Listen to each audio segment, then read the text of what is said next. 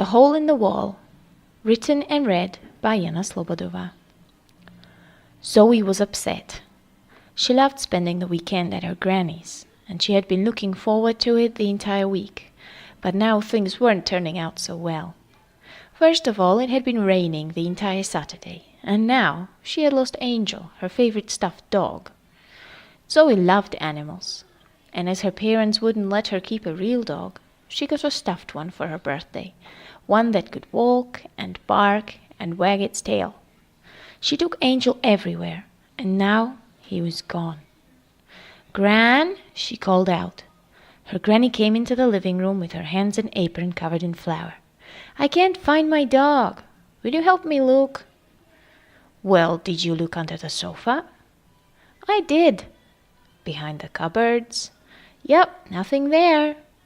"In your drawers?" But Zoe swore to have looked everywhere. Granny's face clouded up with worry. She took off her apron, brushed the flour off her hands, and got down to her knees.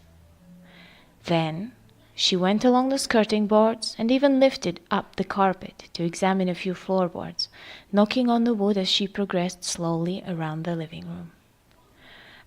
Gran, what are you doing?" asked Zoe. Surely her dog wouldn't be inside a wall or under the floor. Granny gave the wood a few more knocks and then stopped. Then she frowned, sat up, and sighed. "You see, there are hiding places in this house that not even I know everything about. Come closer, and I will tell you a story."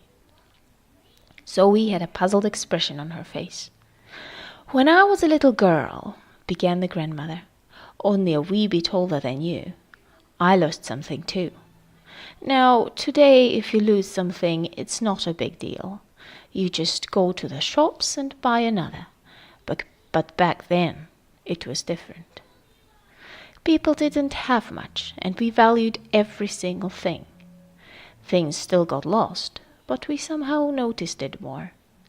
My mother lost a hairpin once, and we spent weeks looking for it in every nook and cranny. Now, as I said, we all looked after our things with great care, but it so happened that I managed to lose my only treasured possession, my doll.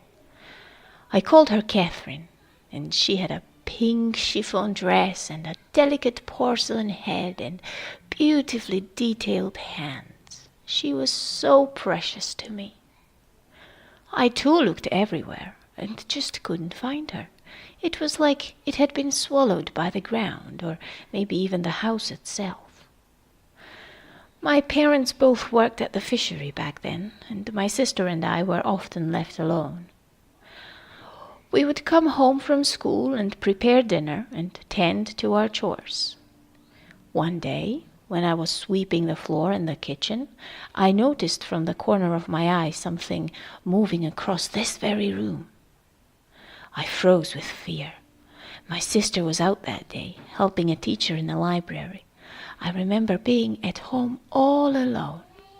I shut my eyes tight and wished for my sister to come back that very moment, but I knew that was not going to happen.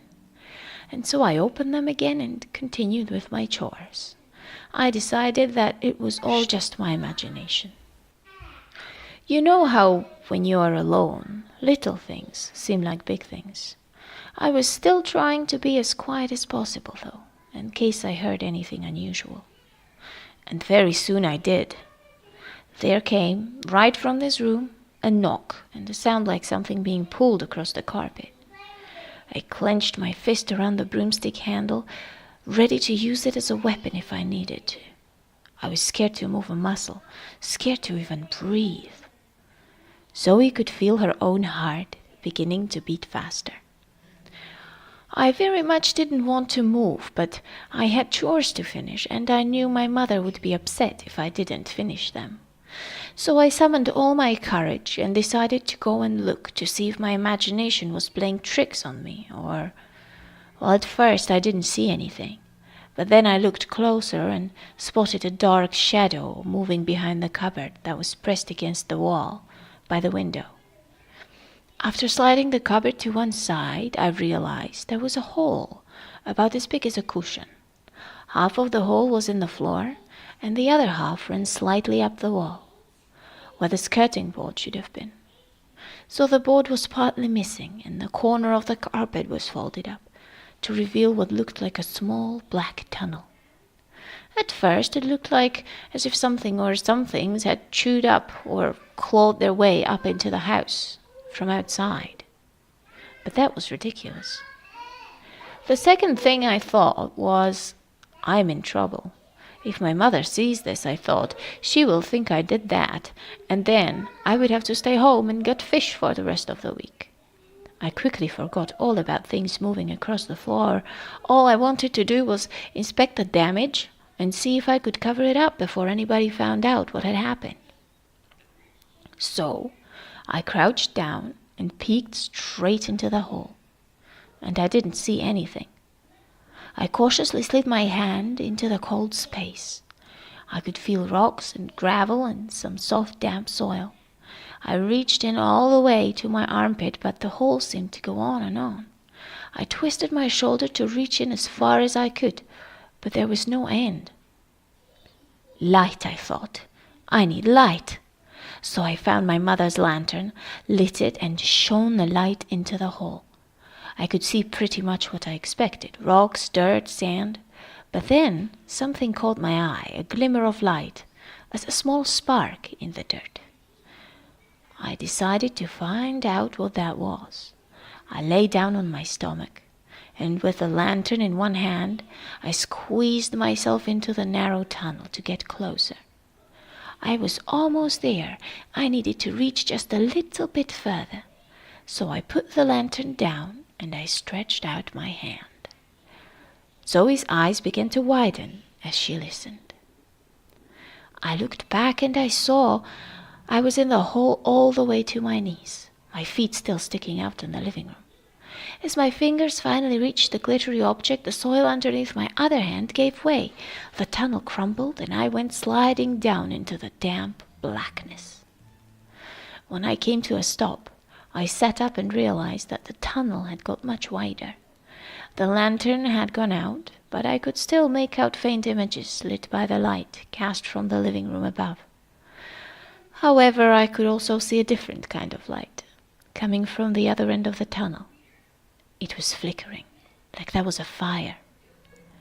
I looked towards where the tunnel continued and saw a kind of a bend where the light was dancing on the earthen wall, but nothing else, as that was where the tunnel turned to the right.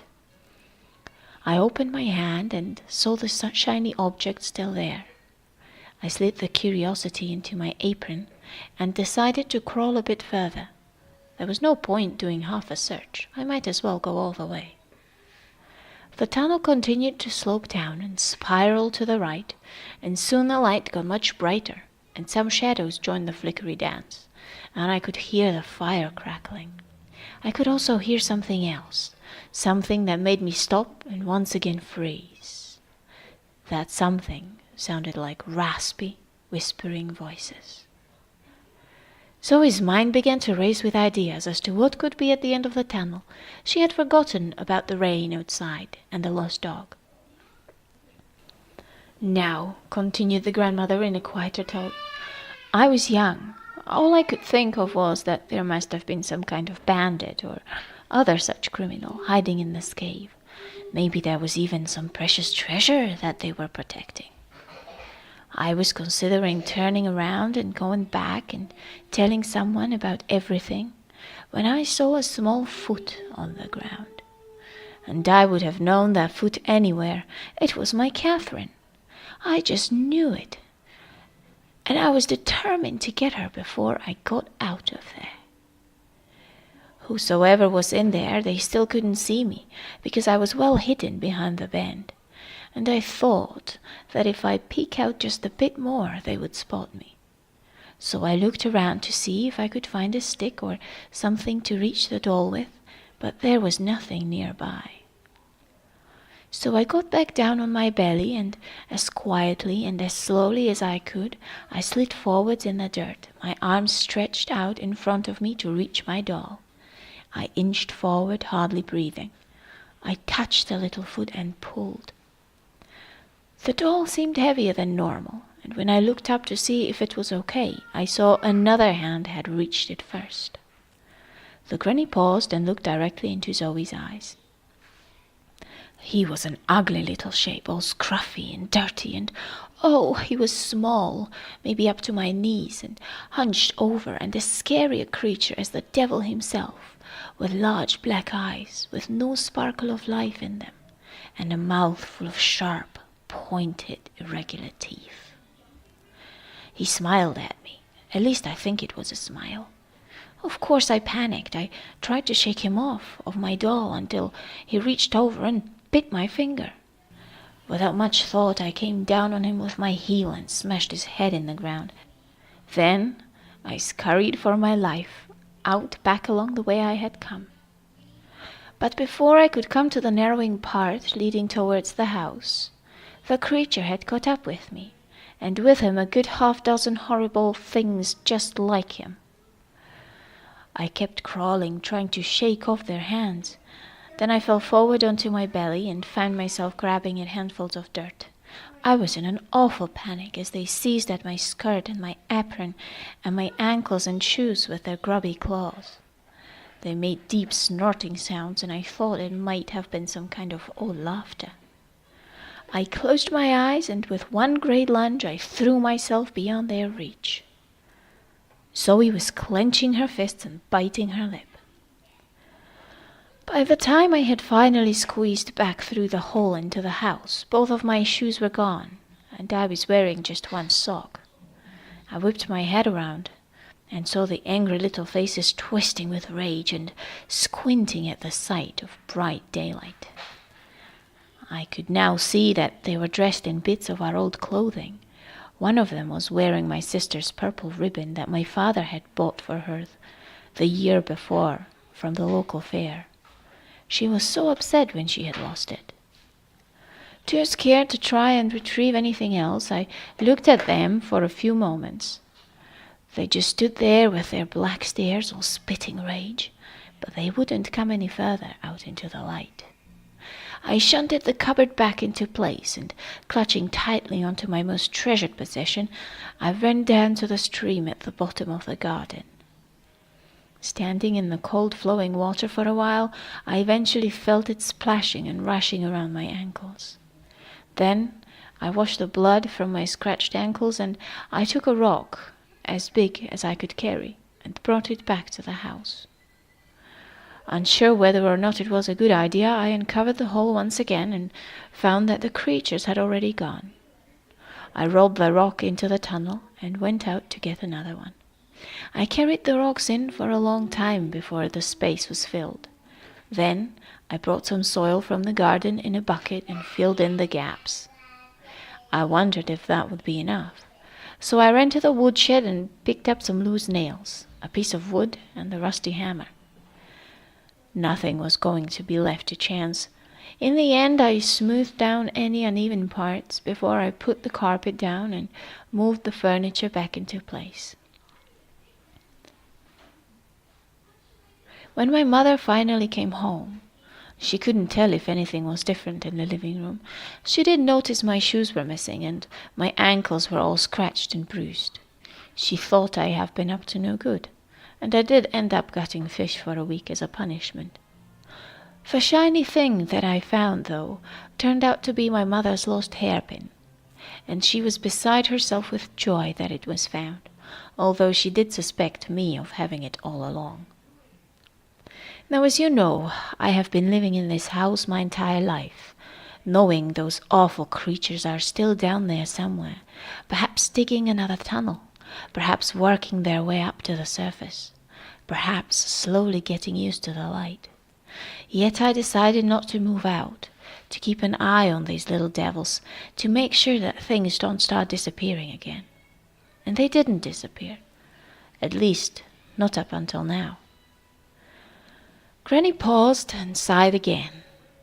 She looked past Zoe into the far corner by the window for quite some time, lost in her thoughts. Then she turned back to the wall and gave the skirting board another hearty knock. And with that, the wood fell apart from the wall and revealed an odd-shaped hole.